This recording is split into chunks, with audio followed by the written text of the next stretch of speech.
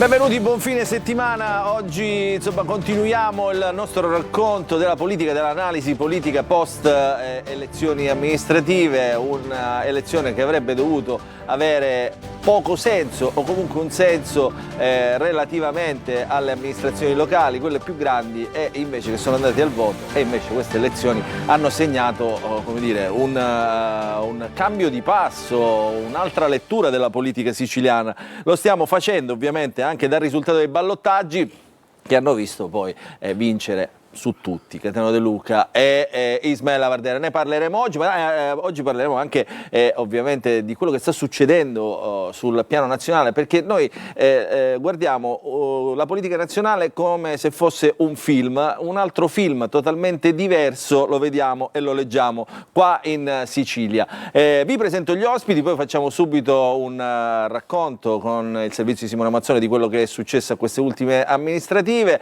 Allora, saluto Gianfranco Miccichè, ex presidente dell'Assemblea regionale siciliana, deputato regionale, fondatore di Grande Sicilia, Antonio Condorelli al suo fianco. Ciao Antonio. Filippo Scerra, parlamentare nazionale del Movimento 5 Stelle, fa anche parte del gruppo dirigente, no? Eletto dal presidente Conte. Non faccio così, Scerra, non è ingiuria. Un parlamentare, un umile parlamentare. Onestamente per come ha sorriso gli fa piacere. Gli fa piacere, certo, gli fa piacere.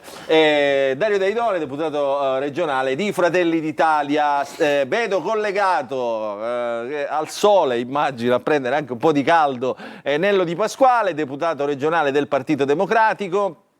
Buongiorno, ho appena finito la direzione regionale e ho trovato un posto l'unico posto qui sotto al comune, quindi sole e comune. Ma dove siete, Di Pasquale? Di Termini Imerese. A Termini Imerese. A Termini Imerese abbiamo avuto la direzione regionale. È finita? Proprio si è concluso un minuto. Sì, si è concluso un minuto. Tutto a posto, no? La sindaca Siamo pronti per dare un governo a questa regione che ne ha tanto di bisogno. Va bene, ora ci racconta. Saluto anche la collega Miriam Di Peri del quotidiano La Repubblica. Ciao Miriam. Non ti sento, però ti vedo e già questo mi rincuora, perché non ti vedevo da tanto tempo. Ti vedo bella, serena, come sempre bellissima, sempre bella, la nostra Miriam, insomma. Miriam, adesso ristabiliamo il collegamento. Allora, siamo in attesa di collegarci con Caetano De Luca, che non so dove sia, da quale parte della Sicilia, a fare proseliti o sedute spiritiche, come dice lui. Vedremo cosa succederà. Ha annunciato sui suoi social grandi sorprese per questa trasmissione, quindi vedremo cosa succederà. Allora, il servizio di Simona Mazzone che fa il punto di queste elezioni amministrative, o meglio, di quelli che sono poi i risultati non tanto numerici quanto politici di queste elezioni amministrative, nel servizio di Simona Mazzone con Gaetano Iudica. Abbiamo fatto un miracolo politico. Abbiamo fatto un miracolo politico. L'armata Lavardera avanza, mentre il centrodestra incassa il colpo. Il banco di prova alle urne, che si è concluso definitivamente con i ballottaggi di giugno, consegna una Sicilia politicamente stravolta. Se la vigilia del voto per le amministrative di maggio lasciava diversi scenari aperti, i risultati reali raccontano una storia inattesa. Un centrodestra fragile nei suoi feudi e disgregato ormai quasi ovunque, a vantaggio di una irruzione impetuosa di un nuovo polo di rottura guidato da Ismaele Lavardera. L'esempio più rappresentativo arriva da Agrigento. Nella città dei templi l'alleanza tra progressisti e civici ha letteralmente polverizzato il blocco conservatore, con la netta vittoria al secondo turno di Michele Sodano.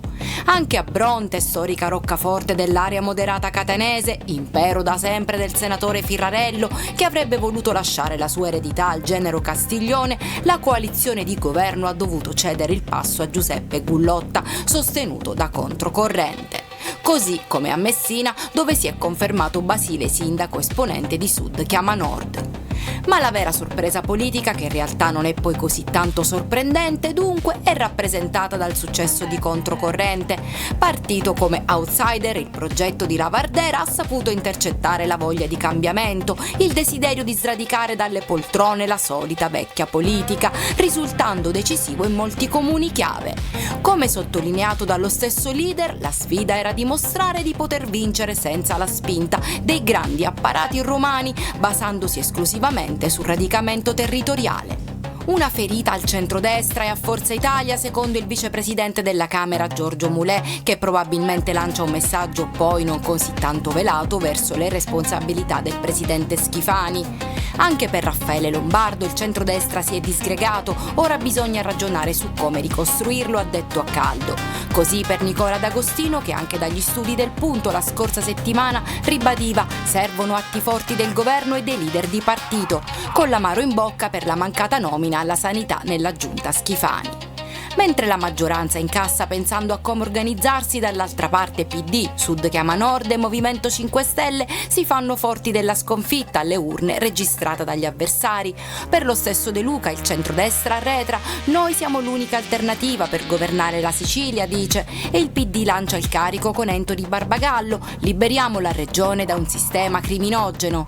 Anche in vista delle elezioni regionali del 2027 questo risultato alle comunali apre adesso una fase di profonda riflessione all'interno dell'Assemblea regionale siciliana e la vera scommessa adesso è il futuro del campo largo. Chi si alleerà con chi? L'esperimento agrigentino dimostra che l'unione tra civismo e forze progressiste può essere letale per la destra. I partiti tradizionali sapranno reagire a questa scossa o cercheranno di rintanarsi dietro ai soliti accordi e alleanze di palazzo? E questo è il servizio che ha fatto un po' il punto del racconto di queste che sono le amministrative. Allora, io comincerei con i colleghi giornalisti, vediamo se adesso ci sente Miriam Di Peri. Sì, vi sento, ecco. Mi sentite? Sì, perfetto. Hai visto un po', insomma, abbiamo fatto il riassunto più che altro del risultato dei sindaci. Ho visto, è stata una tornata elettorale, come dire, particolarmente sui generis, ecco. Sapevamo che il centrodestra partiva con queste liste fortissime e con delle divisioni interne decisamente significative. Le divisioni hanno avuto la meglio, ecco. Non mi sento, Luca, però correggimi se sbaglio, io non mi sento di dire che questa tornata elettorale sia stata vinta dal campo largo, è stata vinta dalle divisioni purtroppo. Ecco. È stata vinta dalle divisioni, secondo me è stata vinta anche da Cateno De Luca, che vedo collegato, perché indubbiamente il voto più importante era a Messina, era una città metropolitana, De Luca si misurava anche per altri obiettivi, per altre ambizioni, quindi lui è certamente uno dei vincitori. Vince perché elegge i sindaci, a mio modo di vedere, Ismaele Lavardera, che con un movimento nato in poche settimane, in pochi mesi, è riuscito ad eleggere e, come dire, a deviare un po', soprattutto ad Agrigento, quella macchina elettorale fortissima. Miccichele li conosce tutti, Savarino. Io però mi permetto di dire una cosa, che mentre su Messina c'è un fenomeno che è già partito da tanti anni, che è quello di Cateno De Luca, che ha avuto il coraggio di fare dimettere il sindaco, farlo ricandidare, e lui, il partito di De Luca, vince le elezioni. Su Agrigento mi permetto di dire che la cosa è un po' diversa. Cioè, il partito di Lavardera, che per carità comunque è stato brevissimo, io non sono messo qua a offendere nessuno, ma il partito di Lavardera ha preso il 4%. La vittoria di Lavardera è più che altro un regalo di Pasqua, Natale e Capodanno che gli è stato fatto dal centrodestra, da quei partiti che invece di votare il sindaco del centrodestra hanno votato per il sindaco del lato opposto. Ma secondo me l'analisi politica non la potete fare, non si può fare sull'Agrigento. L'analisi politica che poi porta comunque, stai attento, a conclusioni anche abbastanza simili da quelle che hai detto, perché comunque Lavardera da una parte, Cateno dall'altro, hanno comunque raccolto tantissimo. E non c'era Vannacci, appena ci infiniamo pure Vannacci, chissà che cosa succede. Ma quindi, però onestamente il tutto nasce da una devastazione del centrodestra. Certamente. Non nasce perché ci sono nuovi partiti forti che si impongono con ragionamenti diversi rispetto a quelli che faceva prima. perché io devo essere ancora sincero, spero che nessuno si offenda, ma io una proposta della Vardera ancora non l'ho sentita. Cioè quando c'erano i 5 Stelle tutti a casa, quando c'era De Luca e il programma, la Vardera non riesco, neanche uno slogan mi ricorda. Cioè non è una proposta politica, è un intelligente allora, inserirsi tra le liti degli altri. Daidone e poi Scerra, e poi voglio sentire anche De Luca che se li sta ascoltando. Ma guarda, allora, intanto la battuta del presidente Miccichè è abbastanza, diciamo, lineare rispetto a quello che è successo. Le liste, se vogliamo parlare di aree di centrodestra, sia a Bronte che Agrigento, che sono i due comuni del proporzionale che sono andati al ballottaggio, hanno oltre il 60% dei voti. Quindi occorre cominciare a fare autocritica. Lì siamo andati separati per beghe interne, probabilmente c'è un deficit temporale, nel senso che non si può arrivare l'ultima settimana a fare i tavoli per decidere chi è il sindaco. Queste sono cose che vanno programmate 6 mesi prima, 8 mesi prima, ci si siede prima, si fa un programma, un quadro, che peraltro può anche essere negli equilibri dei partiti, non necessariamente annuale, ma ci sono tutta una serie di partiti che vanno giocate anche nella pluralità del tempo. Non posso, ci saranno solamente noi in provincia di Catania 28 comuni importanti, cioè il quadro si trova se si ragiona, ma in tempo, non si può arrivare all'ultimo mese, le ultime 2 settimane, quando i partiti, i movimenti, i soggetti hanno già fatto strada, trovato accordi, fatto ragionamenti, programmato, si sono impegnati con la gente, con le persone, hanno ricevuto input di criticità, problematiche, si arriva troppo tardi. Dopodiché io mi permetto anche sommessamente di dire che secondo me questa legge è folle, perché mi sarei augurato che a questo punto che ad Agrigento, per esempio, il candidato sindaco avesse governato con una maggioranza in consiglio comunale, cosa che non avrà, e mi dispiace perché avremmo messo alla prova. È successo pure a De Luca, di essere eletto e non avere la maggioranza, la prima volta. Ed è la prima volta, guarda come ride là. Ed è complicato, quindi anche lì secondo me una riflessione sul sistema elettorale, io personalmente farei 2 partite diverse, una per il sindaco, una per il consiglio comunale, con 2 schede completamente diverse, cioè la gente deve decidere da chi vuole essere governata. Punto. Basile a Messina era una persona che ha governato 5 anni, lo si è messo alla prova, lo si va a mettere alla prova per quello che ha fatto, e quindi hanno fatto un bel risultato, però credo che la gente, il cittadino debba potersi esprimere. Questa è la legge, questo lo sanno tutti, come si vota. Ma non è detto che tutto sia... Dovrebbe essere la politica ad avere in qualche modo, come dire, un rigore, secondo me questa legge. Bisogna tornare Scerra e poi De Luca e Di Pasquale. Volete cambiare la legge elettorale anche sulle amministrative? Già la state facendo sulle nazionali con un premio esorbitante. Mi occupo di quello che succede qua. A parte la battuta, è complicato e difficile fare una conclusione generale su delle elezioni amministrative che hanno riguardato un numero di comuni. Voi siete soddisfatti, voi del Movimento 5 Stelle? Ma guardi, il discorso del Movimento 5 Stelle sulle elezioni amministrative, noi abbiamo una caratteristica particolare e lo dobbiamo dire: non siamo il classico partito che è capace di avere consenso notevole nelle elezioni amministrative. Siamo un partito che ha fondato la sua politica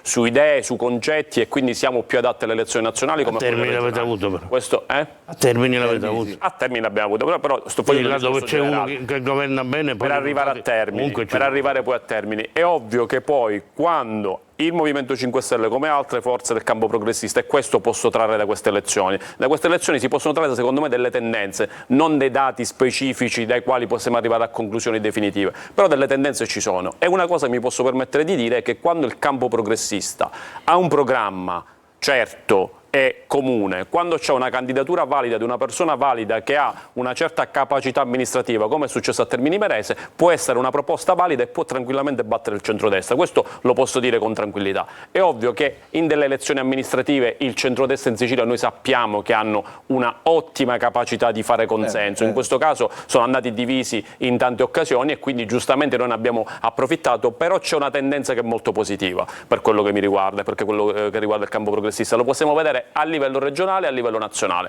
Io penso che da queste elezioni possiamo trarre dei dati molto positivi per il campo progressista, perché alla luce dei disastri che si stanno facendo a Palermo e dei disastri ancora peggiori che si stanno facendo a Roma, io sono convinto che abbiamo una fase di ascesa che continua e già si è visto anche in queste prime elezioni amministrative. Assolutamente, io non sarei d'accordo però su questa ascesa del campo progressista, intanto perché ci sono almeno 5 candidati, l'ultimo è spuntato oggi per le elezioni regionali, visto che in questo momento siamo in campagna elettorale per le regionali. Punto primo. Punto secondo, l'unica vera vittoria, ora dopo li diciamo, l'ultimo è Antoci, sostenuto anche comunque gradito alumni del Partito Democratico.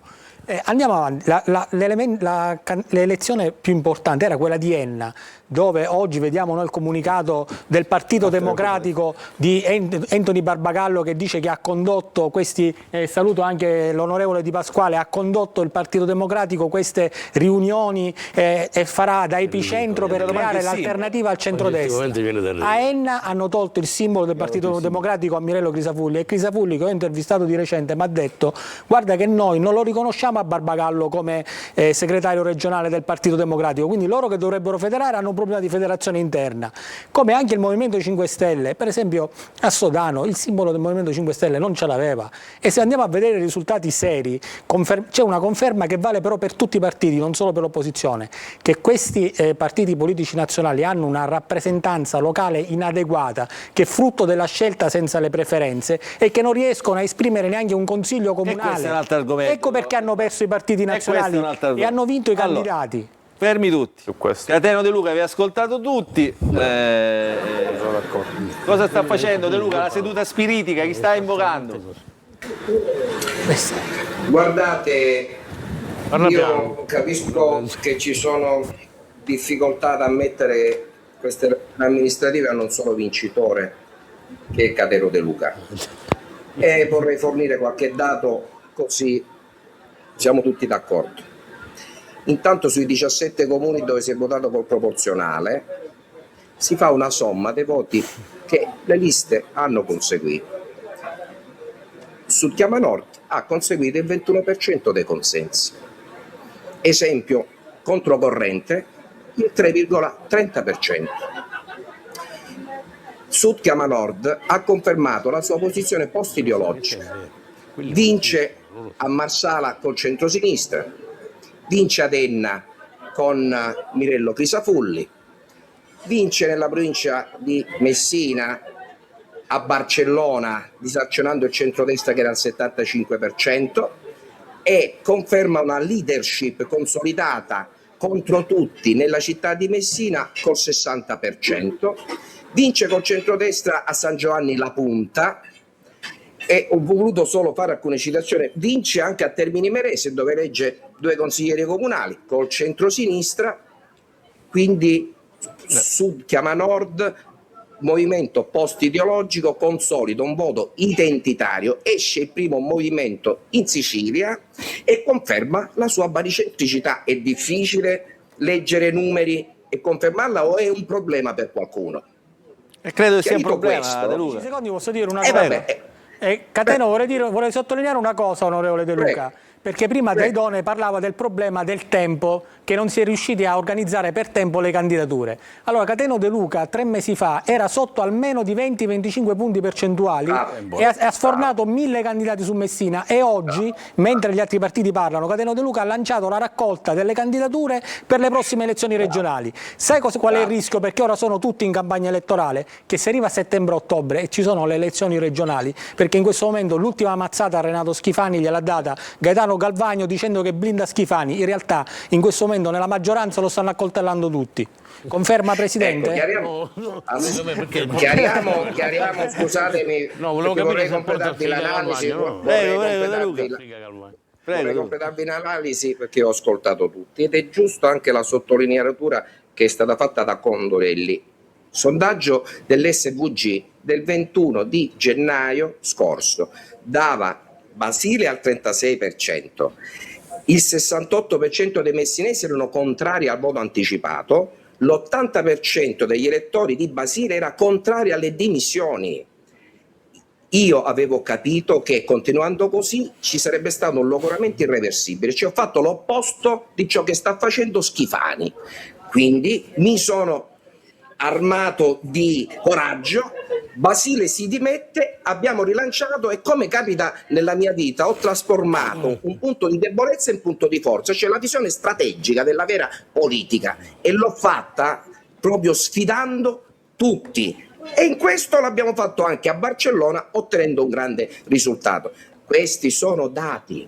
E un altro dato che vi voglio aggiungere è il seguente: il centrodestra ha perso la guida di 4 comuni, ne amministrava 11 e ora ne amministra 7, e il centrosinistra Esatto, ha bravo. raddoppiato il numero dei comuni che amministra. Però attenzione, in termini di popolazione, il movimento che oggi ha una comunità maggiore in termini di amministrati è Chiama Nord, e centrodestra e centrosinistra bene o male si equiparano. Nel Questo è famoso ciò che uscita intanto sondaggio, dalle De Luca, urne. nel famoso sondaggio di SVG risultava poi, insomma, facendo i conti per macro aree, cioè per coalizioni, diciamo che nessuna delle due coalizioni sarebbe riuscita, senza i voti del suo partito, ad avere una maggioranza, cioè a vincere le prossime elezioni regionali. Questo è, Guardi, Prego. io siccome lei è cortese, qualche scoop glielo voglio anticipare. Noi in questo momento veniamo dati su Chiama Nord sul 12-13% sulla lista, e come candidato presidente 20% che può arrivare a 31%. Io le dico questo: noi abbiamo iniziato in queste ore l'operazione di destrutturazione dei partiti, e vi posso dire, facendo una scommessa con tutti, che noi entro novembre arriveremo ad oltre il 20% solo già come lista. Vi posso annunciare che l'1 di luglio ufficializzeremo la nostra candidatura a sindaco di Palermo, e che il 29 di giugno ufficializzeremo la nostra candidatura a sindaco di Catania. Perché? Ci sono questi partiti nazionali che vogliono continuare con una supponenza e arroganza, e in base al risultato elettorale partono dal presupposto, da un diritto divino di dover cambiare le regole del gioco. Ogni risultato elettorale che non gli va bene a questi partiti si mette a, ovviamente, porre il dito nei confronti del sistema elettorale. Non c'è umiltà, non vogliono fare un bagno proprio di scuse.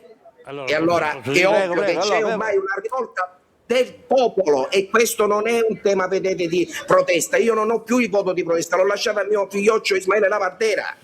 Il mio ormai è un voto strutturato che parte da un'idea ben precisa di buona amministrazione. Questo vuol dire fare politica. È vero, prego, Miccichè e poi Di Pasquale, che fa parte di uno di quei partiti strutturati. Io dico una cosa: tutto quello che dice Cateno ha assolutamente una sua logica, ed è assolutamente vero, perché siamo in una situazione tale in cui il centrodestra specialmente, ma il centrosinistra non è che sia messo benissimo, ha deciso di non vincere le elezioni. Perché se il centrodestra fosse unito, ha detto giustamente poco fa Dario, il centrodestra comunque in Sicilia arriva al 50%. Se fosse unito, realmente unito, non ce ne sarebbe per nessuno. La cosa scusami, aspetta, dove si infila De Luca?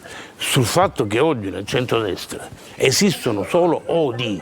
Presidente, ha perso il referendum odia. il centrodestra. No, scusami, quello se vuoi ne parliamo pure, è un'altra cosa. Il centrodestra è troppo sicuro di poter vincere, ma non è più così. Prego, Presidente. Io ti sto dicendo che il centrodestra oggi non potrà vincere perché hanno deciso di perdere, perché si odiano tutti fra di loro. Allora, quello che se io devo dare una responsabilità enorme al Presidente Schifani è questa, perché lui è riuscito a fare una coalizione di odiatori all'interno dell'Assemblea. Non passa un voto, non c'è, Dario, è qua con me, non c'è bisogno che te lo diciamo, non c'è una legge che passa, non c'è una legge in cui non c'è un voto segreto e cade il voto segreto. I voti che prende sono quelli del centrodestra, ovviamente, perché quelli dell'opposizione ci sono. Dovrebbero essere, diciamo. Si è creata una situazione di odio. Lombardo, Cuffaro e San Martino e quell'altro e quella da Agrigento, di odio tale. Io ho fatto campagna elettorale sia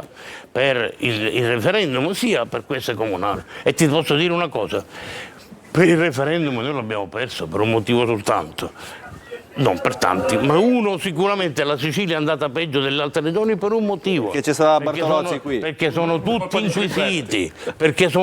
inquisiti, perché i miei amici veri, quando io gli chiedevo il voto al referendum, dicevano no Gianfranco non te la verrà male, questa volta non mi fotte, siete tutti muro galera e chiedete di cambiare la giustizia. La verità è questa, che non c'è stato il coraggio di avere la mano pesante nei confronti di chi ruba continuamente, c'è una specie di tossicodipendenza da furto, cioè nell'assemblea oggi c'è un casino che non potete avere l'idea, perché io vi invito a venire e a vedere le cose che succedono. Ricordi quando abbiamo letto in esclusiva il messaggio di Galvagno? Durante la notte c'è un clima d'odio, diceva Galvagno. Non è più una coalizione quella della maggioranza, fanno la gara dentro i partiti non hanno una speranza per conquistare le candidature, non stanno però la storia ci insegna, amici, che da Idone che il centrodestra poi diciamo quando ci sono le elezioni questa volta non ne sono sicuro. Di Pasquale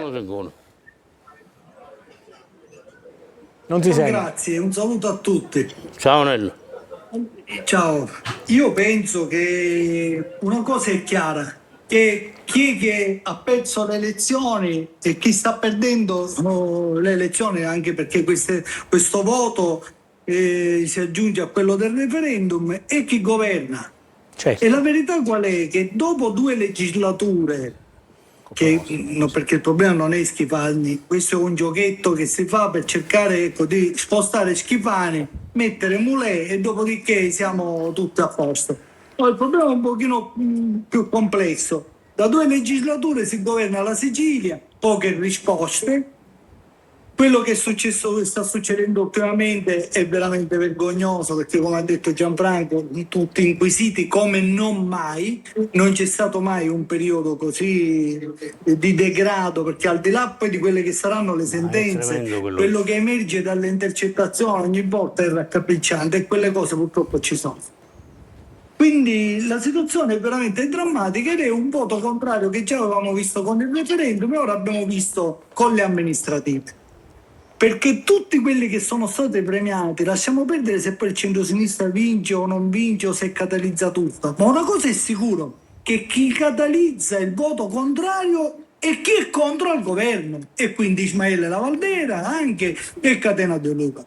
Ora la capacità però Di Pasquale, scusi se la interrompo, Di Pasquale, scusi se la interrompo però, ma questo voto, voi siete sempre all'opposizione, in Sicilia, parte per la parentesi Crocetta, siete stati sempre all'opposizione, ma questo voto, diciamo, contrario, voi, Partito Democratico, però non lo catalizzate mai, cioè non lo fate mai diventare vostro. No, non è così, perché anche noi abbiamo avuto i nostri consensi, anzi la pattuglia dei consiglieri comunali è aumentata rispetto al passato. Ma non è questo il problema, attenzione, il problema è perché io posso dire che va tutto bene, al centrodestra va tutto bene, e forse è meglio fare passare questo messaggio, così non cambiano nulla e noi vinciamo le elezioni tranquillamente.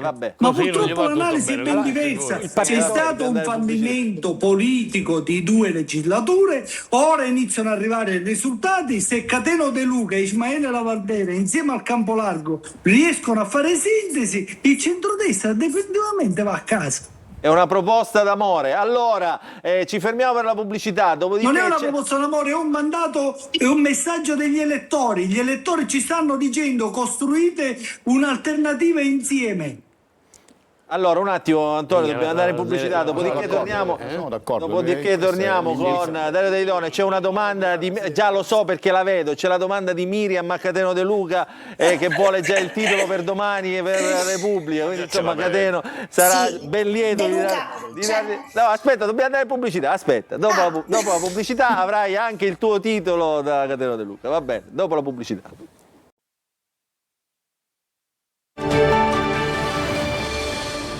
Allora, ritorniamo in diretta con il punto di oggi. Stiamo analizzando ancora ovviamente quello che è successo alle ultime elezioni amministrative, ballottaggi compresi, e ovviamente stiamo analizzando anche tutto quello che sta succedendo parallelamente alla politica, perché poi c'è una politica travolta anche dagli scandali, l'ultimo il CEFPAS, quello del CAS, insomma il ponte sullo Stretto che ancora una volta ci ha dato di che parlare e di che scrivere. Allora, Miriam Di Peri.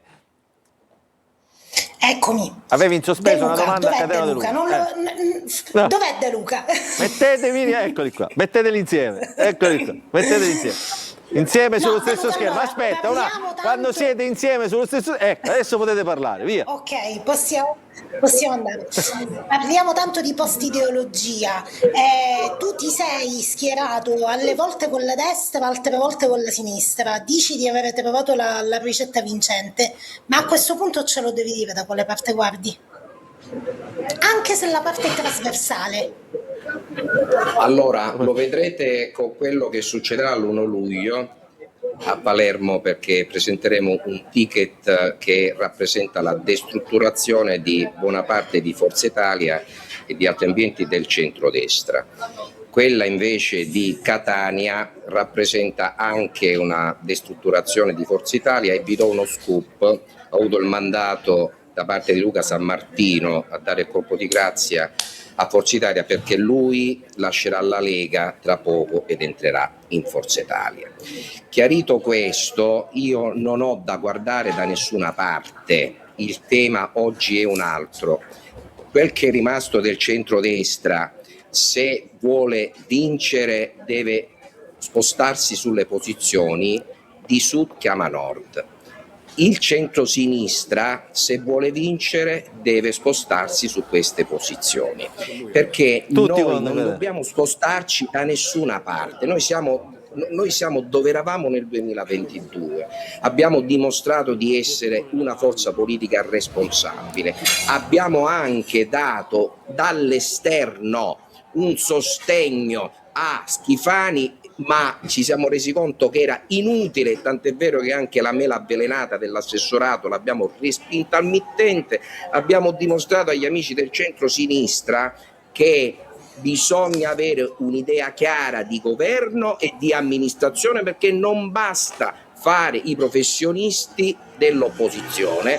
Ora il quadro è ben chiaro, ci conosciamo tutti, l'elettorato è stato anche ben chiaro in questa posizione, ed è ovvio che noi il 18 di luglio al Politeama presenteremo quella che è la strategia già delle liste che sono a buon punto, con le nostre idee programmatiche sulle quali ci siamo scontrati anche in Parlamento, perché noi siamo non solo identitari, siamo sturziani e siamo per decentrare. Quando io dico che non è possibile che la regione siciliana continui a gestire anche biglietti d'ingresso del Teatro Antico di Taormina, intendo dire che i 391 sindaci devono essere messi in condizione di amministrare, non di tagliare sempre i fondi. Allora io ho una visione di Sicilia, un modello di Sicilia ben chiaro, che è quello sturziano, che è quello di decentrare, e che è quello di togliere anche nelle mani di certi rubagalline la gestione. Questa è la visione che noi abbiamo. Allora chi si vuole spostare oggi su questa visione ben venga, ma una cosa è certa: noi non faremo un regalo a nessuno, cioè quello di andarcene da soli. Se mio figlioccio Ismaele Lavardera lo vuol fare per un problema suo, lo faccia lui, perché qui voglio sottolineare un fatto: Agrigento è stato come tirare un rigore a porta aperta, e quando mi si parla di modello Agrigento mi viene da ridere.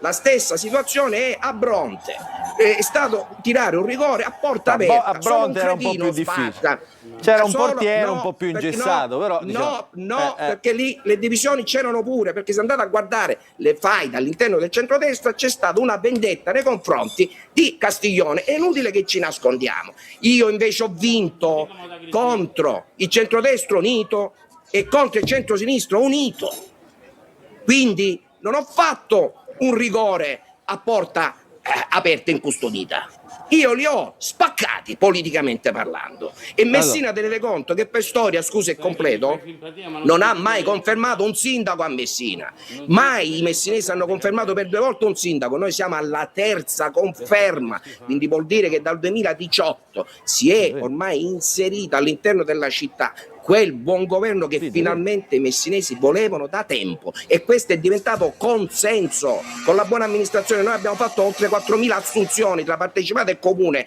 attraverso il risanamento delle partecipate, non con le clientele. E se il segretario provinciale del PD, faccio un esempio, di Messina, ha vinto un concorso al comune di Messina, oltre che per essere bravo, è perché qualcuno ha risanato il comune e ha fatto dopo 30 anni i concorsi. Ecco cosa significa De Luca, non c'è dubbio, tutti le riconoscono una alta capacità di amministrazione, ovviamente. È diventato un modello ormai.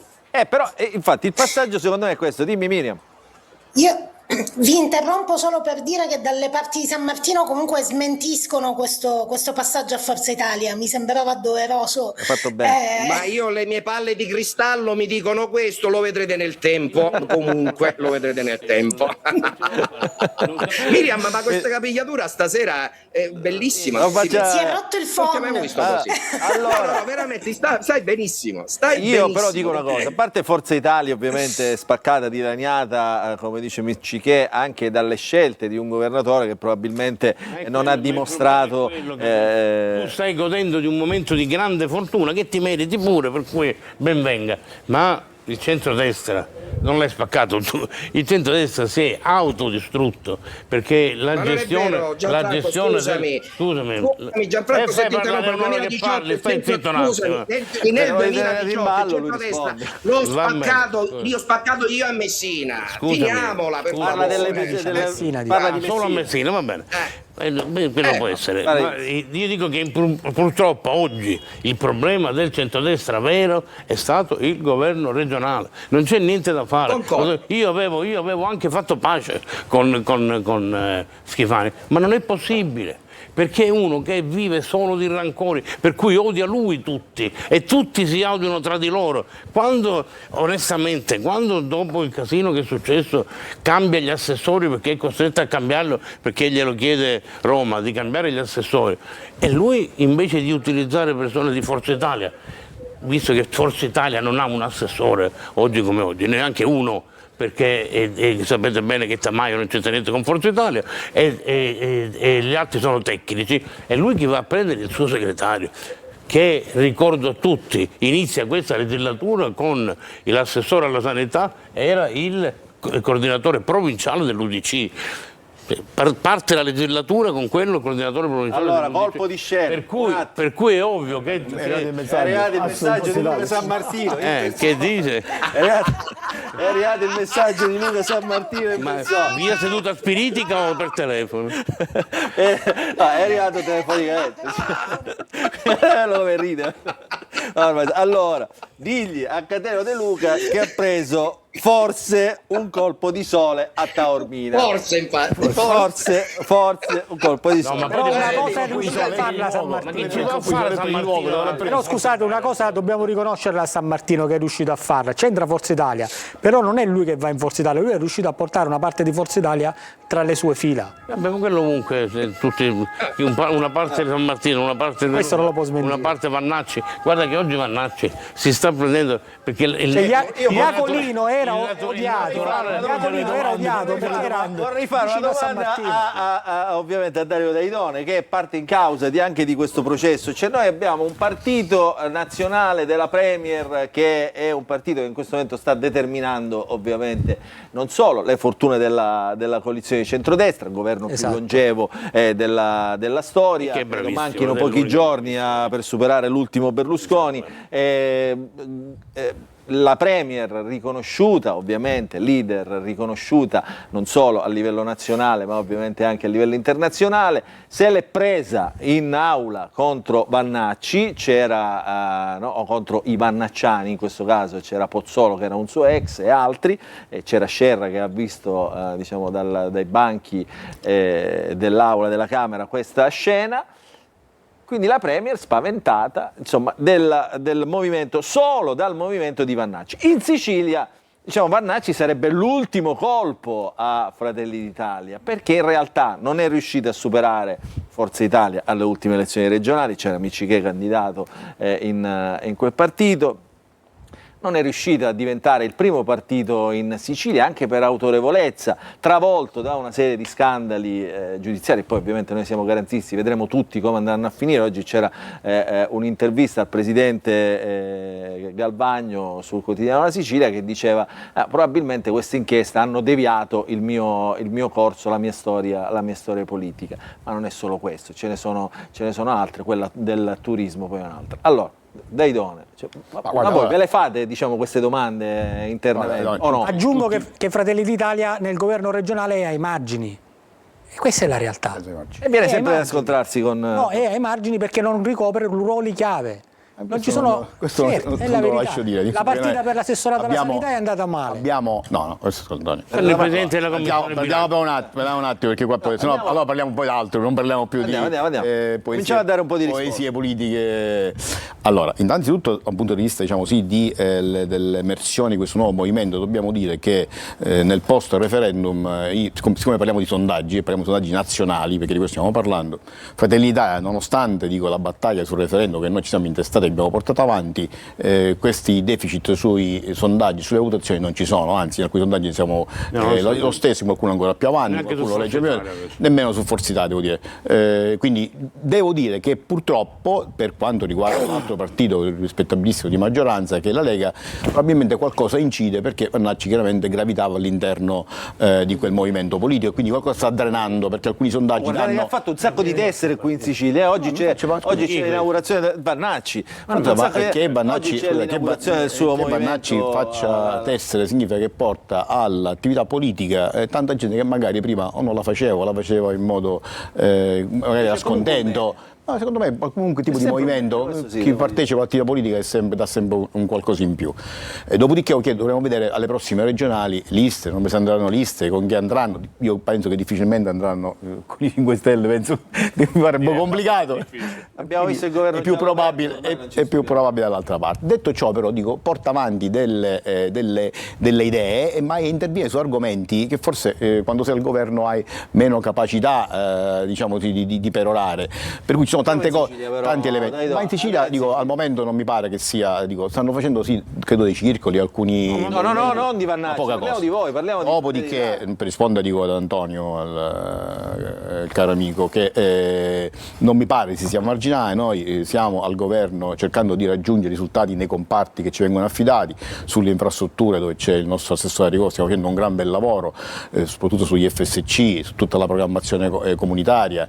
Per quanto riguarda la parte di bilancio, credo che i risultati siano sotto gli occhi di tutti. Fino a stamattina è arrivato quello è un risultato generale, ma chiaramente noi abbiamo lì gli occhi per vedere e seguire tutte le procedure che riguardano i bilanci, la pulitura dei bilanci di tutti questi anni, che stanno portando risultati importantissimi a beneficio di chi verrà dopo. Se ci dovesse essere l'amico De Luca, godrà di vantaggi, o l'amico di Pasquale, godranno di vantaggi economici non indifferenti, cose che probabilmente in Sicilia non si vedevano da anni, per cui è un buon viatico per chi dovrà poi amministrare. Anche negli altri comparti la Savarino sta facendo un ottimo lavoro, sul turismo, la Amata, c'è una serie di bandi importanti che riguardano i fondi FSC comunitari su cui sta andando avanti per investire e per aiutare il settore.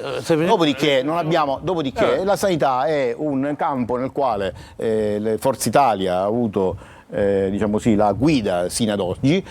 Io personalmente, ma è un mio giudizio personale, sulla sanità farei una rivoluzione, ma ribalterei il sistema comunque al zero, perché così com'è. Scusa, interrompo.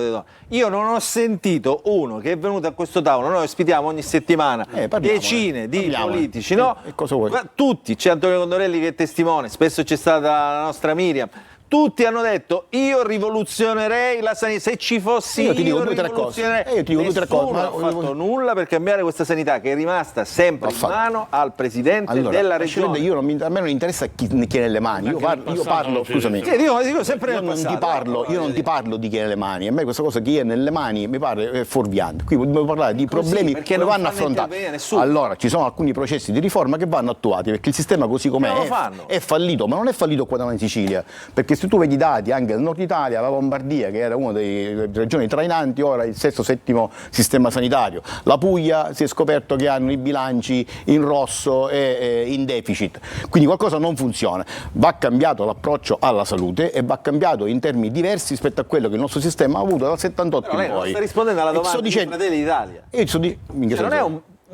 Secondo me non è un buon periodo questo per Fratelli d'Italia, o no? Ma io personalmente, noi stiamo lavorando, credo stiamo lavorando anche bene. Ognuno di noi sta facendo il proprio lavoro. L'errore secondo me di Fratelli d'Italia che parte a Roma, perché io considero la Meloni veramente una delle persone più brave che esistono in assoluto, però ha proprio il deserto dei tartari. La classe dirigente. La classe dirigente non esiste, è commissariata in Sicilia, allora, è commissariato. Sì, scusami. Io quello che dico è questo: Fratelli d'Italia ha già da alcuni anni, non è da ora, puntato su alcuni argomenti che poi si è visto essere argomenti che servivano più a fare, come dire, a fare sì, chiama elettorale, diciamo solo elettorale, quali, per esempio il turismo. Tanto da essere stati costretti a licenziare il ministro a livello nazionale. Ma e poi non so che altro. Cioè oggi Salvini sta fallendo, ma almeno sappiamo che si è intestato il ponte. Fratelli d'Italia che cosa si è intestato? Fratelli d'Italia, che è il primo partito italiano, è quello del Presidente del Consiglio, è quello... Io mi ricordo che quando era Presidente del Consiglio Berlusconi, Forza Italia in ogni regione, in una voleva il termovalorizzatori, in una voleva la diga, in una voleva lo stadio, ma c'era in ogni posto c'era qualcosa che il primo partito del paese, il partito che governava a livello nazionale, in qualche maniera si intestava. E poi Di Pasquale, che lo salutiamo perché poverino poi sta morendo di caldo, è l'unico al caldo senza aria condizionata. Allora, Assenza ha detto no, facciamo qualcosa o ce ne andiamo a casa, ha detto. Filippo Scerra, prego. No, allora una riflessione così, perché nasce Vannacci? Vannacci nasce per il semplice motivo che Giorgia Meloni, il suo governo, si diceva prima, non ha realizzato nulla di quello che aveva detto. Quindi è ovvio che se perché Meloni prima, 5 anni fa, parlava esattamente come Vannacci. Il punto è che Vannacci ha capito che Meloni non ha fatto nulla di quello che aveva promesso e sta ripetendo esattamente le stesse cose e poi molto probabilmente non farà nulla neanche Vannacci. Però dico, qual è il punto? Se tu hai il governo più longevo della storia, che è anche uno dei più disastrosi della storia, è ovvio che nascono questo tipo di partiti. Noi a livello nazionale stiamo costruendo un'alternativa, la stiamo costruendo seriamente. Tra l'altro ti do uno scoop, dato che quasi parla di scoop. La prossima settimana presenteremo una mozione unitaria, il campo progressista, che è a mia prima firma, in cui si parla di governance economica europea, in cui ci mettiamo il patto di stabilità e crescita, la difesa comune europea. Quindi stiamo iniziando già a costruire un programma a livello economico europeo assieme. È ovvio che per costruire un programma, se si è partiti seri, c'è un lavoro che si deve fare, lo stiamo facendo a Roma e lo stiamo facendo e lo faremo anche a livello palermitano. Se poi ci dobbiamo mettere solo per le poltrone, magari in un giorno costruiamo tutto, ma non è il nostro modo di fare politica. E quindi io non sono d'accordo quando lei diceva no, il Movimento 5 Stelle, noi siamo assolutamente a disposizione per le preferenze e nella legge elettorale lo diciamo. Non è assolutamente vero che i deputati nazionali come anche regionali del Movimento 5 Stelle non sono presenti nei territori. Le posso parlare della mia attività nel territorio, su tutti i dossier della provincia di Siracusa ci sono presenti, quindi su questo non temiamo nessuno, siamo molto tranquilli su questo. Il punto è che l'amministrativa è tutt'altra cosa. Per quanto riguarda il governo regionale, e concludo, è un governo regionale che su qualsiasi tema sta facendo dei disastri. Perché litigano? Perché fanno tutto tranne che cercare di mettersi d'accordo su un programma comune che vada a favore dei cittadini. Litigano per le poltrone, litigano per gli interessi, litigano per essere riconfermati. Si parlava di Aricò. Scusa, Aricò, infrastrutture, la Siracusa-Gela, io mi ricordo un consiglio comunale in cui Aricò promise che il tratto Modica-Scicchi della Siracusa-Gela sarebbe stato realizzato e che c'erano i soldi. FSC ha tolto 350 milioni di euro dell'FSC dalla Siracusa-Gela e adesso è assolutamente ferma. Io voglio sentire parlare di fatti. Noi abbiamo quell'autostrada che è ferma e voi togliete i soldi dalle infrastrutture siciliane. Per non parlare di sanità, per non parlare di gestione dei rifiuti, per non parlare di gestione delle risorse idriche. È un disastro dappertutto. È ovvio che nascono queste nuove forze politiche anche in Sicilia che vanno in contrapposizione al governo. Quindi allora, io sono convinto comunque che anche a Palermo noi costruiremo un'alternativa valida, ma la dobbiamo costruire in maniera seria, sedendoci a un tavolo con tutte le altre forze politiche che hanno voglia di andare nella direzione del campo progressista. Questo è importante. E dopo ci chiediamo a De Luca se siete nella sua presentazione già. Allora, Di Pasquale, intanto ci dice che cosa vi siete detti in questa direzione del PD e poi mi dice che... Però questo ora poi farà il comunicato Barbagallo. Invece voglio dire... Già l'ha fatto. Bravissimo. Volevo sentire da lei, insomma. Daidone, che saluto, Dario, mi fa piacere vedere, è uno di quei colleghi che anche se dall'altra parte considero una persona seria. Dario, mi permetto di dirti una cosa, la responsabilità politica, per esempio sulla sanità, non può essere solo a capo di Forza Italia perché la delega è a capo a loro. Purtroppo governate insieme e le responsabilità politiche sono comuni. Ma non solo, non dimentichiamo che i 5 anni precedenti ha governato Nello Musumeci. Cioè, purtroppo negli ultimi 10 anni la nostra sanità, la sanità siciliana, e dico non solo, ma in particolar modo la sanità siciliana, non ha fatto un passo avanti, tranne tantissime porcate che stiamo vedendo giorno dopo giorno. Cioè, non dimenticare quello che ho detto in aula, il CEFPAS è solo un aspetto. Ancora ci sono tutti gli aspetti che devono uscire fuori dalla gestione delle ASP, dove prima sono state assunte dal 2019, da dopo il periodo 2020, durante il periodo Covid, con contratti a tempo determinato, e poi sono stati sistemati definitivamente a contratto a tempo indeterminato da tempo determinato. E vedi caso ci sono tantissimi politici, figli di politici, mogli di politici e così via.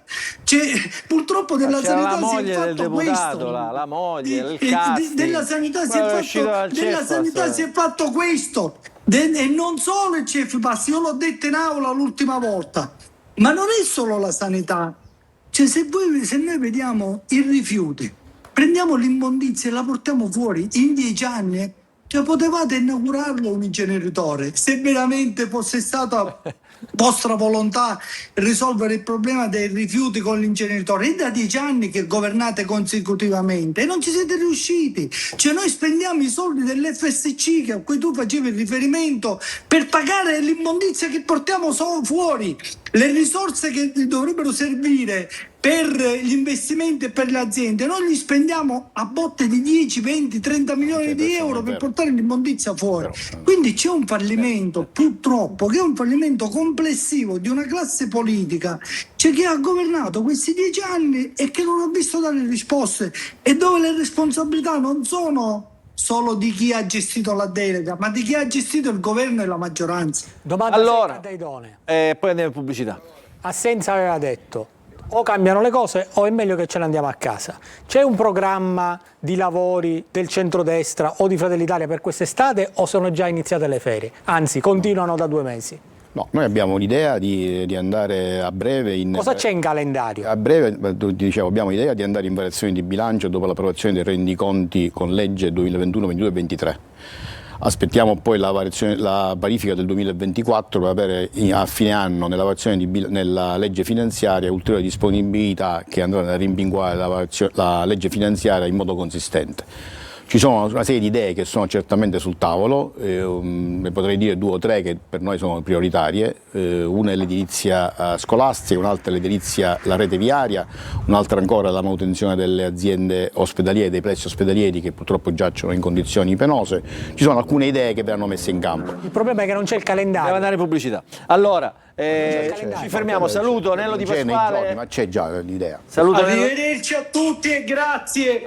Scusate per questo estemporaneo collegamento da Termini Imerese. Va bene così, va bene. Un abbraccio a Ciao, tutti. Nello. Grazie a Nello Di Pasquale. Noi andiamo in pubblicità, dopodiché io vorrei capire da De Luca, perché lui, i suoi ragionamenti sono tutti giusti, tutti corretti, diciamo, ha fatto bene il quadro della situazione. C'è un'unica variante che potrebbe far risaltare il banco, che è quella delle elezioni in concomitanza con le elezioni nazionali. Bravo. Dopo la pubblicità. Bravo.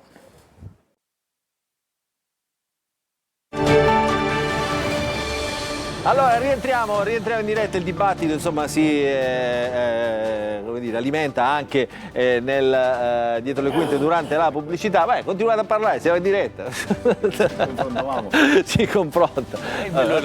È bello, il bello della diretta. Allora, io avevo fatto un ragionamento prima con i miei ospiti qui in studio, Gianfranco Miccichè, già presidente dell'Assemblea regionale siciliana, deputato del gruppo Grande Sicilia, Antonio Condorelli, il nostro Dario Daidone di Fratelli d'Italia, il nostro Filippo Scerra del Movimento 5 Stelle. Ci ascolta ovviamente da Palermo Miriam Di Peri di Repubblica, e adesso saluto anche Francesca Briganti delle partite IVA siciliane. La vediamo, ma la salutiamo dopo. Allora, De Luca. Parlo direttamente con il leader di Sud Chiama Nord, al quale diciamo, con il quale abbiamo fatto tutto un ragionamento e che riguarda appunto un movimento politico destrutturato, non più di destra né più di sinistra, ma un movimento, una volta si diceva trasversale, ma è un movimento che raccoglie idee, in questo caso no, ho capito bene De Luca, idee, spunti dal territorio, ha un programma ben delineato anche per la regione, dove evidentemente il candidato è Cateno De Luca, anche perché se no non si sarebbe messo così in cravatta con questa mise da candidato ufficiale del Movimento di Sud Chiama Nord. Ora, scherzi a parte De Luca, però c'è una variabile che potrebbe come dire, far saltare il banco del suo ragionamento, che è quella dell'election day, cioè il andare ad elezioni regionali nello stesso giorno in cui si votano le elezioni nazionali. Le date sono vicine e potrebbe questo diciamo, essere un pericolo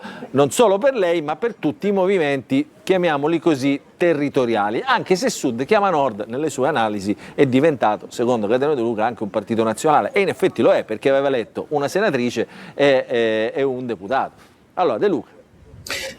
Allora, io desidero però fare un chiarimento sul dibattito che ho sentito per quanto riguarda il governo Schifani. Vorrei precisare un fatto: una sola riforma in questi 4 anni non è stata fatta.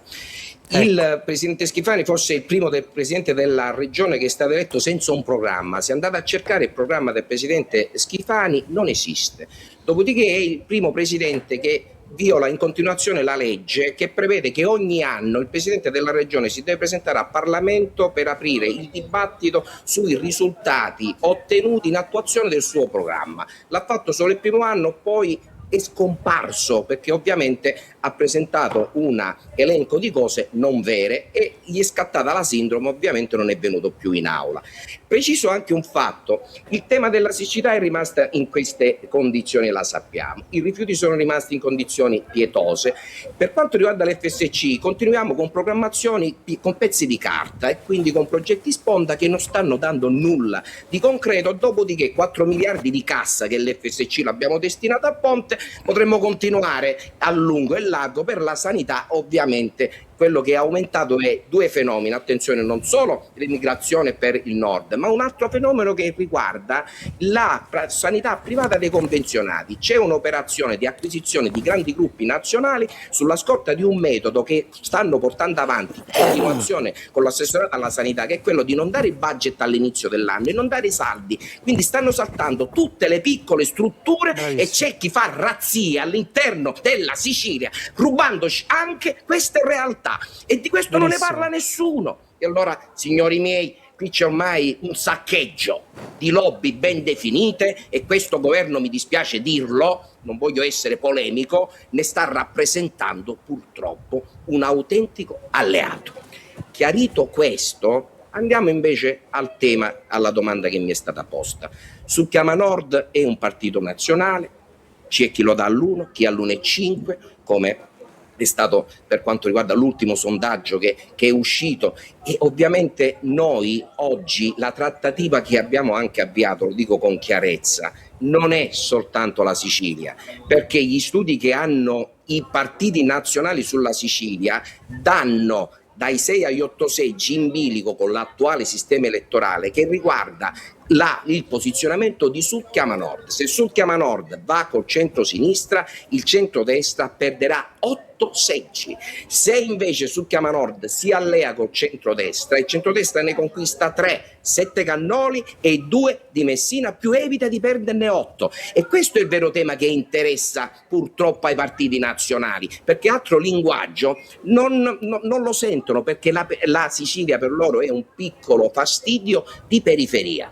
E lo dico purtroppo con amarezza, e riguarda tutti i partiti di centrodestra e centrosinistra. Io ho fatto tante cene spiritiche a Roma, sia chiaro, questa settimana c'è stato il centrodestra che mi ha offerto la carne e il centrosinistra che mi ha offerto il pesce. Io ho finito anche quelli che erano i miei giri di illustrazione e li ho fatti perché non voglio passare per presuntuoso. Ora non ho più da discutere con nessuno, anche perché non ci sono interlocutori né nel centrodestra in Sicilia né nel centrosinistra, sono faide alle singole. Ma quando si vota? Sono state già, glielo dico subito, due date sono state stabilite, prima settimana di novembre come è stato nel 2017, perché se salta la variazione di bilancio, andiamo ora al pratico, perché da 6 mesi che non passa più niente in aula. 60 variazioni di bilancio sono elezioni anticipate e già è stato fissato la prima settimana di novembre, e ve lo dico con una constatazione anche ben precisa. Seconda ipotesi, se riescono ancora a tirare a campare, ed è un grande danno per la Sicilia, sarà la seconda settimana di aprile. Io ho detto chiaramente a chi oggi tiene in piedi questo governo che se vogliono portarsi al voto in concomitanza con le politiche, è ovvio che su Chiama Nord non potrà stare con coloro che continueranno a mantenere in piedi questo governo e addirittura vogliono ammazzare i movimenti territoriali che hanno consenso, che hanno quel consenso del buon governo, solo perché naturalmente ci vogliono collegare a questo tipo di strategia. Quindi prima settimana di novembre oppure la prima domenica di aprile. Ma questo chi lo dice? Questo lo sta dicendo lei, cioè non è che allora glielo spiego, anche perché ci sono alcuni aspetti forse che sfuggono. Mattarella non consentirà elezioni anticipate, se non con un abbinamento con le elezioni amministrative. Quindi il tema oggi ormai è molto semplice ed è stato già chiarito questo. Attenzione, non sono solo io che lo dice, ma i ben informati lo sanno, perché se qualcuno pensa che si va ad elezioni anticipate e Mattarella sta a guardare, e allora sta sbagliando di grosso. Quindi questo ormai è chiaro e nei salotti romani questo lo sanno tutti. De Luca, le dico un'altra cosa, tra l'altro, questo diciamo, è un ragionamento da fare diciamo, in questi giorni, no? Si discute molto della legge elettorale, però cioè, con la nuova legge elettorale lei è quasi costretto, no? Così come tutti i movimenti più piccoli, a mettersi da un lato o dall'altro. Io mi permetto una riflessione, io la sto studiando la legge elettorale. Se con lo 0-1 ottieni 70 seggi, ma verranno a Fiumedinisi con questo sistema elettorale a chiederci l'alleanza, ma che stiamo scherzando? E allora non state parlando oggi con un fenomeno che è il fuoco di paglia. Su Chiama Nord ormai è consolidato, ma la cosa, vedete, che mi è stata anche riconosciuta da Mastella, Pionate ed altri con cui ci siamo incontrati in questi giorni, è che la dimostrazione di queste elezioni amministrative dimostra che ormai il voto a Sud Chiama Nord è identitario, è dato a Sud Chiama Nord. Se si è alleato a Marsala con centrosinistra, ha avuto i voti, ha eletto i suoi consiglieri e è in giunta. Se è andato da solo come a Messina e a Barcellona, è stato votato e ha vinto. Se è andato con Mirello, ha vinto. Se a San Giovanni la Punta ha dato centrodestra, ha vinto. E allora oggi lo sapete qual è, e chiude il ragionamento, la nostra caratteristica: siamo gli unici che, se si fa un accordo, può garantire quello che rappresenta, sia che va con centrodestra o centrosinistra. A me pare che però c'è la soglia, ora dico io, a me pare che ci sia la soglia. Non c'entra la soglia, perché il tema è uno: se tu porti al 42%, 43% o al 40%, il premio di maggioranza, a superarlo, è ovvio che un movimento nazionale come Sud Chiama Nord, che ha l'1,5%, è indispensabile per superare quella soglia e fargli scattare il premio di maggioranza. Ma che vogliamo fare correttamente l'analisi o no? Però io dico, io l'ho studiata poco questa legge, io credo che però là bisogna essere un partito, cioè un partito strutturato, non si può creare un partito dal nulla e cercare di fare questo. No, scusate, vorrei spiegare questa cosa. Cioè, la partita è sull'ago della bilancia, già c'è un sondaggio nelle mani di Arianna Meloni da più di un anno, e questo sondaggio, guardando la distribuzione dei voti di Cateno De Luca, soprattutto nella zona della Sicilia, ha fatto già capire da tempo ai grandi schieramenti. Ma io sto ragionando della legge. Se si sposta l'ago della bilancia, la legge elettorale che vogliono fare, cioè stiamo parlando ovviamente Giliberti, lo sai che si è messo dei paletti. Luca, ma perché? Non è così, non l'hai studiata. Scusami, allora vi chiude il ragionamento. La nuova legge prevede questo, che chi supera un certo, sarà 42-44, si metteranno d'accordo, chi supera quella soglia ottiene 70 seggi.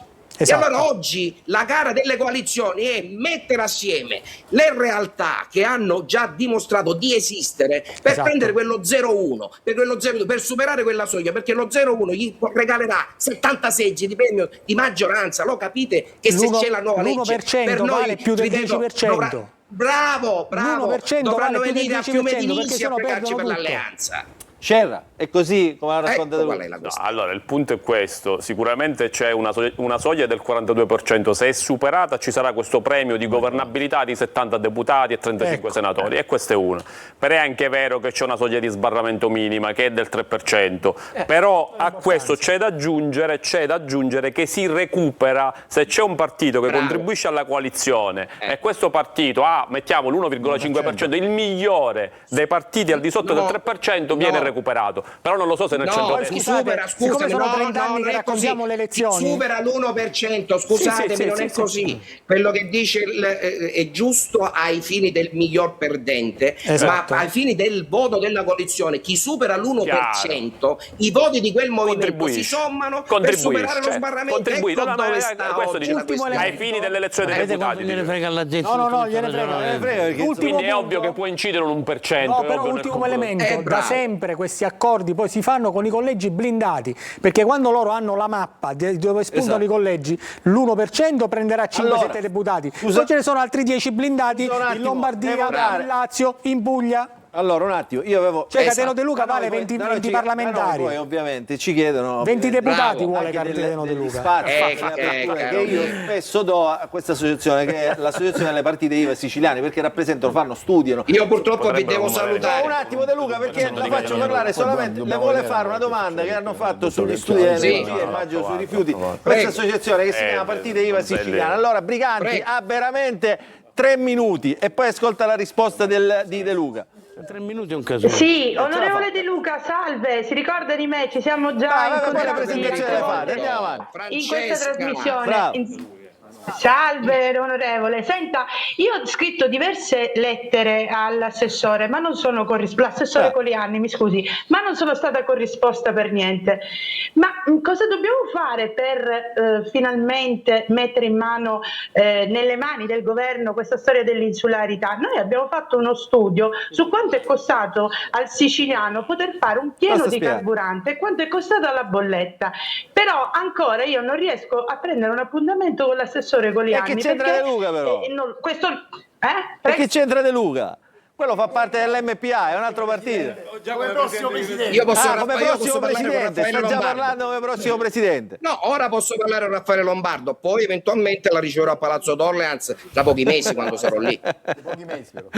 Va bene. Allora, Briganti, no, però questo è un tema serio dell'insularità, perché loro dicono, insomma, noi abbiamo fatto un sacco di ricerche, potremmo, la salutiamo perché salutiamo anche De Luca, potremmo avere diciamo tanto ritorno dall'insularità. No, aspetti De Luca, un'altra domanda. Ha staccato? Volevamo sapere chi era il sindaco. Volevamo sapere chi era il sindaco di Palermo. Vabbè, poi lo sappiamo. Allora, no, dicevo, dall'insularità si torna, si potrebbe, con i fondi che ci potrebbero arrivare per compensare l'insularità, potremmo non solo risolvere il problema dei trasporti, ma anche il problema dell'energia, che pesa molto sul tema dei trasporti. Allora, facciamo così, andiamo in pubblicità, dopodiché, viene da Mediaset, non è che viene dalla Rai balcanizzata. Tra l'altro gliela portava lei a Mediaset la pubblicità, quindi insomma quindi ci fermiamo, pubblicità, permettetemi di... e poi parliamo anche di Berlusconi dopo. Permettetemi di avere dei 3 anni, dei 3 anni dalla morte del Presidente dopo la pubblicità, che mi fa piacere ricordare.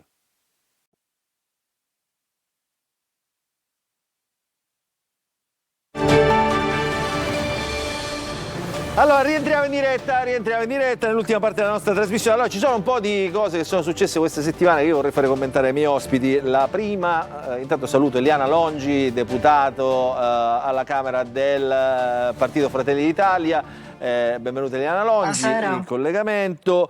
Perché ho chiamato Eliana Longi? Perché questa settimana alla Camera, che è successa una cosa veramente grave secondo me. Insomma, c'è stato un deputato del Movimento 5 Stelle che ha detto delle cose alla Presidente del Consiglio. Questo è il video che vi facciamo vedere, poi lo voglio commentato dalla Longi.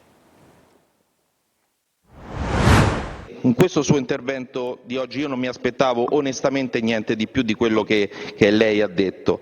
Il problema è che dopo il referendum, e concludo, si è detto che la linea del governo era di riaddrizzare la schiena, rialzarsi da una posizione supina che aveva avuto nei confronti di Netanyahu e di Trump. Lei non ha rialzato la schiena, lei ha semplicemente indossato delle ginocchiere per stare più comoda. Il punto è che noi abbiamo bisogno invece di un leader in una condizione sociale completamente diversa e spero che tra qualche mese arriverà. Collega Silvestri, voglio rivolgermi sempre per il tramite suo, Presidente, alla collega Boldrini, che prima giustamente mentre parlava il collega Vigna, si è indignata perché il collega Vigna si rivolgeva alla sottoscritta dicendo signor Presidente. So che la collega Boldrini su queste materie è chiaramente molto mobilitata da sempre, rispetto il suo punto di vista che non condivido. Però mi chiedo, collega Boldrini, sempre per il tramite della Presidenza, se sia davvero questo il punto del rispetto delle donne, o se il punto del rispetto delle donne sia piuttosto quello di ascoltare un collega che non mi invita a indossare delle ginocchiere, mi dice che ho indossato delle ginocchiere. Collega Silvestri, quello che voi non riuscite ad accettare è che c'è una persona che senza mai indossare delle ginocchiere è arrivata dove è arrivata, senza aiuti, senza favoritismi e senza scorciatoie. È questo che vi dà fastidio. Vi dà fastidio che la prima donna Presidente del Consiglio in Italia sia arrivata dalla destra perché voi non siete stati capaci a proporla. Allora, Eliana Longi, da parlamentare, da donna, da chi ha assistito insomma a questo dibattito, e poi Scerra ovviamente per partito preso, in questo caso è proprio il caso di dirlo. Mi permetto di dire che le maleducazioni sono personali, non possono investire i partiti, però, insomma, cose perché io ne ho avuto colleghi maleducati, non mi sono mai preso la briga di doverli difendere. Allora, Eliana Longi. Buonasera a tutti. Vedete, oggi è veramente spiacevole intervenire a questa trasmissione in occasione e a seguito di quello che è successo 2 giorni fa a Montecitorio. Io credo che al di là dell'inopportunità di quello che è successo, della gravità, che purtroppo non rappresenta un singolo esempio sporadico, ma è una brutta consuetudine che si ripete dall'inizio della legislatura. Io onestamente non sono una persona che si scandalizza facilmente, avendo anche frequentato degli ambienti prettamente maschili nella mia vita, da raduni di motociclismo a equitazione, cavalli, quindi non mi scandalizzo di battute di questo genere e so anche come rispondere e come difendermi, ma onestamente di tutto mi sarei potuta aspettare, ma non di dover affrontare all'interno di un'aula sacra come quella di Montecitorio un livello di dibattito così basso, così volgare. Io immaginavo di arrivare a Montecitorio per poter imparare una dialettica. Dice, mica così siamo come all'Ars, succedeva no? Mica siamo all'Ars, non ce l'aspettavamo da Montecitorio. Non sto dicendo questo. No, abbiamo assistito. Devo dire, abbiamo assistito a situazioni di questo genere. Allora, Scerra, prego. Non lo so se aveva finito la collega. Sì, ha finito. No, vabbè, allora che dire. Innanzitutto... No, non avrei finito. Scusi, scusi. Allora, intervento più breve, tempi televisivi, vai. Tempi televisivi, purtroppo devo contraddire l'onorevole Miccichè, perché non è un fatto sporadico che è successo, perché questi atteggiamenti si sono perpetrati. Io non l'ho detto questo, io ho detto mi dispiace, come no? Io parlavo dell'Ars. Allora. Vai. Sì, si perpetuano in commissione, si perpetuano purtroppo tanti colleghi del Movimento 5 Stelle utilizzano questo tipo di linguaggio, questo turpiloquio continuo, e io spero e immagino che il collega Scerra, che è un collega di altissima cultura, buonsenso e anche per la qualità, anche per il ruolo che ricopre di questore, possa oggi stigmatizzare questo tipo di comportamento che invece da parte del leader del suo movimento ci è sembrato non prendere le distanze. No, ho capito, ma quello che aveva parlato per conto dei 5 Stelle chi? Leader del vabbè, Silvestri. Allora, Silvestri, facciamo parlare di Scerra. Facciamo parlare di Scerra. No, il punto è questo. Intanto una cosa ci tengo a sottolineare che è importante. Il collega a tutto ha pensato quando ha pronunciato quelle parole, tranne ad un attacco di tipo sessista. E questo ve lo posso dire io perché ero vicino a lui. E lui, però io vi sto dando la mia versione dei fatti. Vi sto dando la mia versione dei fatti. Poi la potete apprezzare, non apprezzare. Io sono...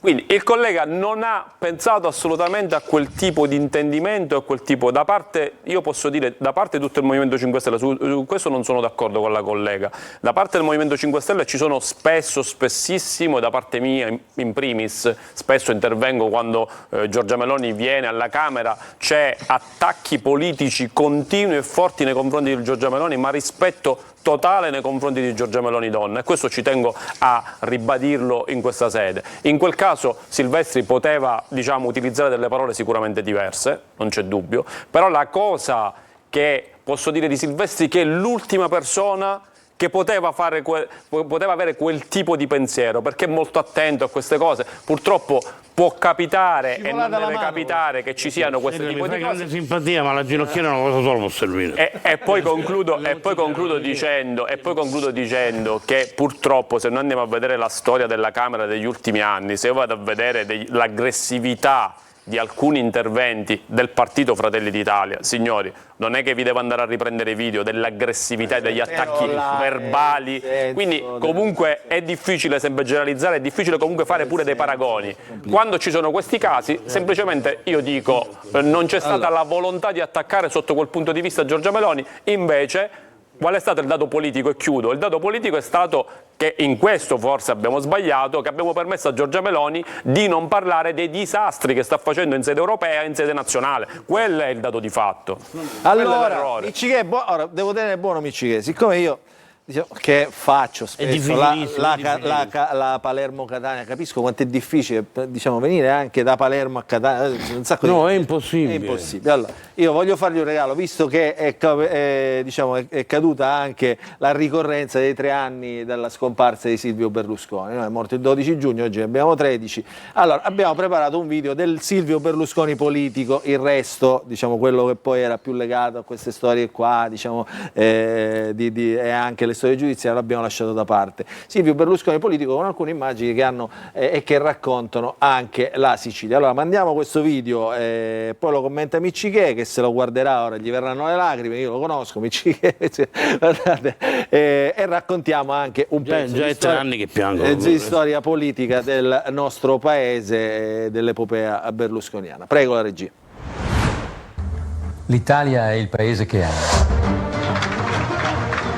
Qui ho le mie radici, le mie speranze e i miei orizzonti. Ho scelto di scendere in campo. Trasformare questo autunno di democrazia in una nuova primavera. Forza Italia per costruire uno straordinario miracolo italiano.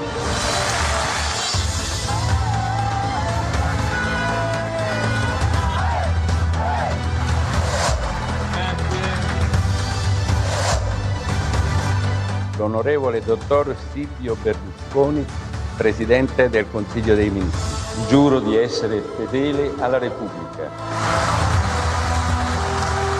Credo in una grande impresa collettiva, in una grande avventura che ha bisogno di fuoco e di fede morale.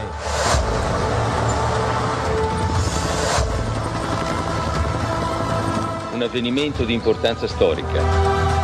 Ci siamo trovati qui G7 a Napoli, guardando al futuro per garantire sempre più il mantenimento della sicurezza e della pace nel mondo.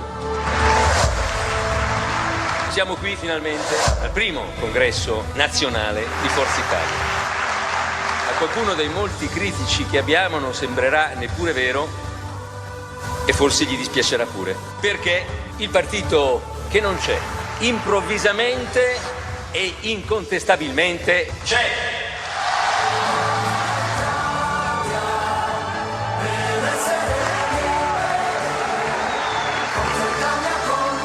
Viva Forza Italia! Viva l'Italia!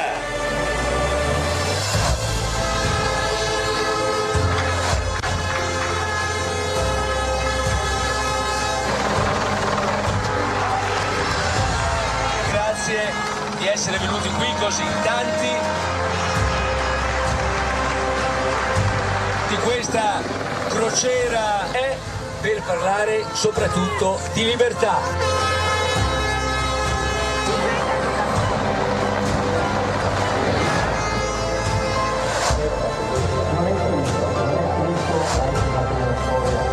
Credo che lei mi debba lasciare leggere questo contratto con gli italiani che è tra Silvio Berlusconi e i cittadini italiani. In fede, Silvio Berlusconi. Il contratto sarà reso valido con il voto degli elettori italiani. Nel Palazzo del Quirinale presta giuramento l'onorevole dottor Silvio Berlusconi, Presidente del Consiglio dei Ministri.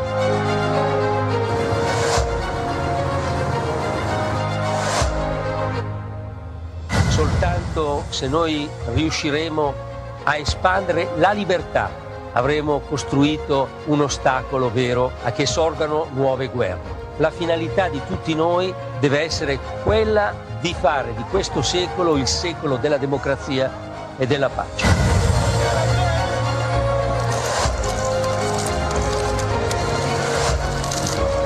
L'anno 2005, il giorno 23 del mese di aprile, giuro di esercitare le mie funzioni nell'interesse esclusivo della nazione.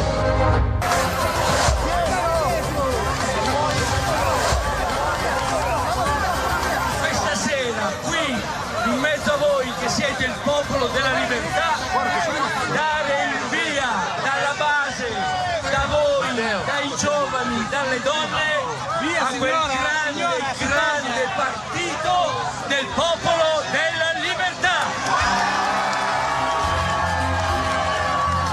Un grande partito.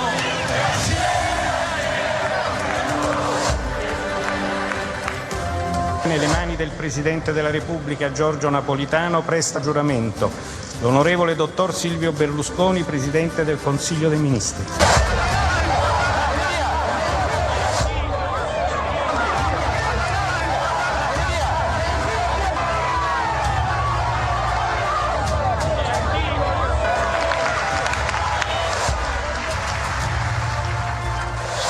Di essere qui. Il popolo italiano ha scelto la coalizione di centro-destra. Nel 1994, in questa stessa aula, parlai di un'Italia più moderna e più efficiente. Parlai di un'Italia più prospera e più serena, più ordinata e più sicura. Queste le mie parole di allora, queste le mie parole di oggi. Vi ringrazio.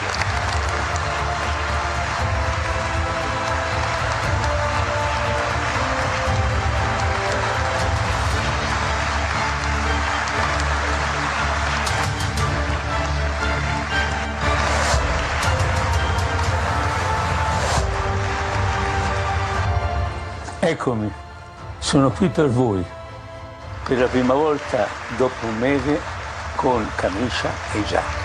Forza Italia è per noi come una religione laica, la religione della libertà, un impegno verso tutti gli italiani. E allora, mi raccomando, andiamo avanti così, con convinzione, con entusiasmo, con passione. Un fortissimo abbraccio a tutti voi.